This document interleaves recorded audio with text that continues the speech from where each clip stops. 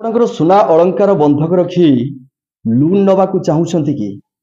ହେଇଯାଆନ୍ତୁ ସାବଧାନ, କାହିଁକି ନା ଲୁନ୍ ଟଙ୍କା ସୁଝିବା ପରେ ବି ଆପଣଙ୍କୁ ମିଳି ନପାରେ ଆପଣଙ୍କ ଅଳଙ୍କାର, ଆପଣଙ୍କ ଗହଣା ହେଇଯାଇଥିବ ଆଉ କାହାର।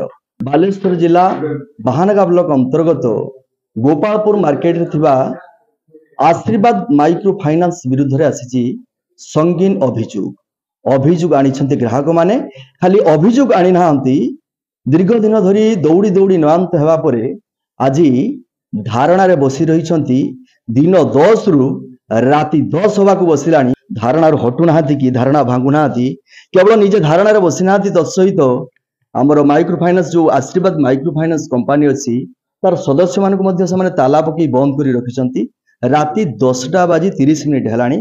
ଆଜ୍ଞା ଧାରଣାରେ ବସୁଛନ୍ତି, କଣ ହେଇଛି ଆପଣଙ୍କ ସମସ୍ୟା? କଣ ସୁନା ଚେନ୍ କଣ ହେଇଛି ସମସ୍ୟା? 1.5 ବର୍ଷ ହେଲା ଆମ ସୁନା ଚେନ୍ ଦଉନାହିଁ। ଆପଣ ଲୋନ୍ ଟଙ୍କା ସୁଝି? ହଁ ନା ସୁଧି ନାହିଁ, 5 ମାସ ଦେଇଥିଲେ। ଆଚ୍ଛା, ଆଉ ଫେର ପୁଣି ଦେଇତେ ଆସିବାକୁ ସେ ମନା କଲେ ଆମର ନବାନି ବୋଲି ପଇସା, ସୁଧ ପଇସା ନବନି କହିଲେ। ଆପଣ ଗହଣା ଯେତେ ମାଗିଲେ କଣ କହିଲେ? ଫ୍ରଡ ହେଇଛି। ଫ୍ରଡ ହେଇଛି? କଣ ଫ୍ରଡ ହେଇଛି? ଅଲଗା ନାଁରେ ପଡିଛି। ଅଲଗା ଆପଣଙ୍କ ଗହଣା ଆପଣଙ୍କ ନାଁରେ ନାହିଁ, ଅନ୍ୟ ଲୋକ ନାଁରେ ପଡିଛି।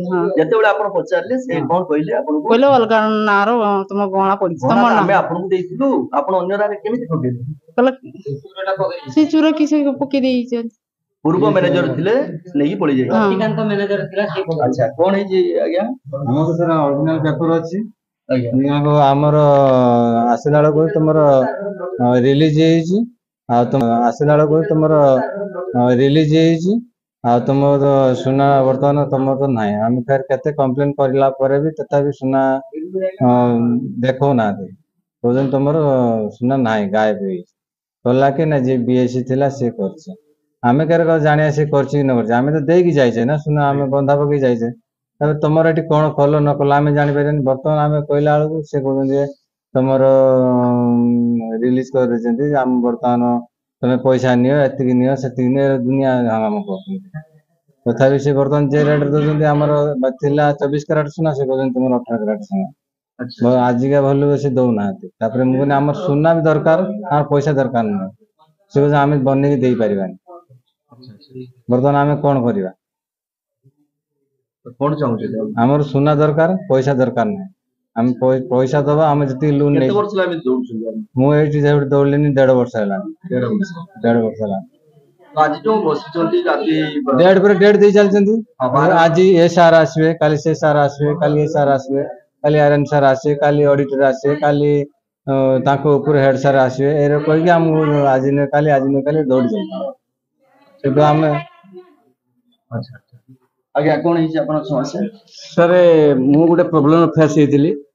ମୁଁ ଯେତେବେଳେ ମୋର ଅର୍ଜେଣ୍ଟ ମୋ ପୁଅକୁ ପାଠ ପଢିବା ପାଇଁ ବିସିଇଡିରେ ପହଞ୍ଚିଲି, ବିସିଇଡି ବାଲା ମୋତେ କହିଲେ ଆପଣଙ୍କର ଯଦି 4ଟା ସୁଦ୍ଧା ପଇସା ଡିପୋଜିଟ୍ ନ କରିବେ ଆପଣଙ୍କ ପୁଅକୁ ଏଡମିଟ୍ କାର୍ଡ ମିଳିବ ନାହିଁ। ମୁଁ ସାର୍ ବାଧ୍ୟ ହେଇ କଣ କଲି, ମୋ ମିସେସର ସୁନା ଜିନିଷ ଆଣି ବନ୍ଧା ପକେଇଥିଲି। ମୁଁ ନେଇଥିଲି ପୁଅକୁ ପଢିବା ପାଇଁ ସୁନା ଜିନିଷ ବନ୍ଧା ପକେଇ। ନେକ୍ସଟ ଟାଇମ୍ ମୋର ସୁନାର ଭ୍ୟାଲୁଏସନ୍ ଯେତିକି ମୁଁ ନେଇଥିଲି 42,000 ଟଙ୍କା। ମୁଁ କହିଲି ସାର୍ ମୋର ଆଉ ଅଧିକା ହେଇପାରିବ କି? ମୁଁ ସୁଝି ଦେଇଥିଲି 20,000 ଟଙ୍କା, ଆଉ ଅଧିକା ହେଇପାରିବ ନା? ହେଇପାରିବ, ଆପଣଙ୍କ ପେପରଟା ନେଇକି ଆସନ୍ତୁ, ଅରିଜିନାଲ ପେପରଟା।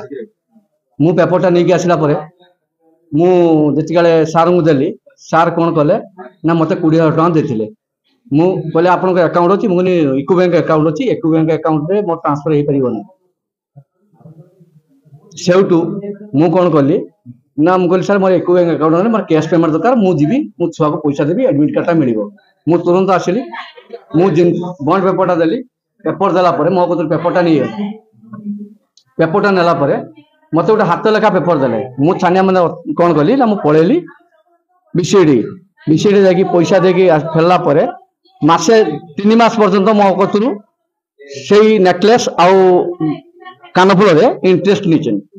ଇଣ୍ଟରେଷ୍ଟ ନେଲା ପରେ ବର୍ତ୍ତମାନ କହୁଛନ୍ତି ଯେ ସେ ଇଣ୍ଟରେଷ୍ଟ ଆମେ ନେଇନୁ, କିନ୍ତୁ ତାଙ୍କ ରସିଦ, ଷ୍ଟାମ୍ପ, ସିଲ୍ ସବୁ ଅଛି। କିନ୍ତୁ ବର୍ତ୍ତମାନ କହୁଛନ୍ତି ଆପଣଙ୍କ ଜିନିଷ ଅବ୍ଦୁଲ ରହିମ ନାଁରେ ପଡିଛି, ଆମେ ଦେଇପାରିବୁନି। ଅବ୍ଦୁଲ ରହିମ କିଏ ସାର୍? ଆମେ ଗୋଟେ ଜିନିଷ ଚାହୁଁଛେ, ଅବ୍ଦୁଲ ରହିମ କିଏ? ସେ ଲୋକଟା ଆସୁ। ଆମେ ଏଠି ବର୍ଷେ 2 ମାସ ହେଇଗଲା आम जिन सर्ट आउट कर कहला पर भी एमाने शुणुना। तेबे विलंब रात्रि पर्यंत सुना ठकेईर शिकार होइथिबा ग्राहक माने बैंक रे धारणा रे बसी रहिथिबा बेले गोपापुर थाना पुलिस सेमानकर सहित बुझासुझा करने सहित कंपनी जे संस्थार जे बीएम अछंती तांको सहित आलोचना परे आसंता अगस्त 22 तारिख सुना ठकेईर शिकार होइथिबा ग्राहक माननकु सेमानको सुना अलंकार फेरस्त दिया जिवो बोली प्रतिश्रुति देला परे ग्राहक माने धारणारू हटिथिले। सुरबाहनगारू जयदेवाचार्य कामयाब टीवी।